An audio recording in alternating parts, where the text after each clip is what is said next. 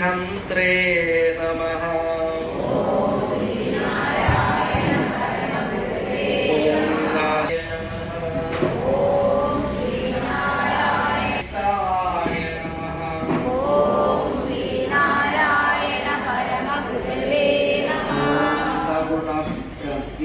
व्यादोत्तराय नमः।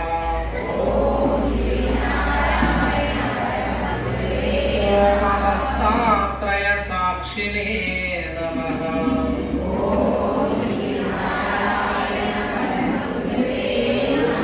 देवदिव्यं मनुष्यावच्छिन्नात्मने नमः।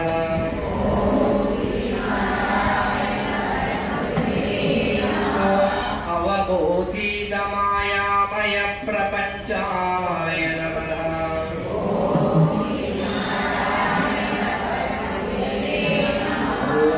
अन्नमयादिकोशविलक्षणाय नमः।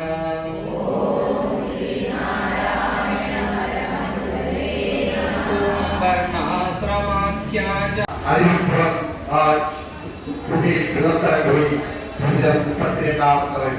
തപസ്സുകൾ അങ്ങനെ തപസ്സിൽ ശിക്ഷിക്കപ്പെട്ട അവിടെയുള്ള ജനങ്ങളെല്ലാം തങ്ങൾക്ക് കാട്ടുകൾ സാടി പതിയുടെ സാന്നിധ്യത്തിൽ പാമ്പിന്റെ ശരീരത്തുകൂടി എഴുതി പോകുന്നതും കാവലാളായി ഒരു പുലി നിൽക്കുന്നതുമാണ് ഈ വന്ദന കണ്ടത്. അതോടുകൂടി തന്നെ അവരെല്ലാം പറഞ്ഞ് ഭഗവാൻ ശ്രീനാരായണ ഗുരുജൻ ദൈവമാണ് തന്നെ അവർക്ക് ബോധ്യപ്പെട്ടു.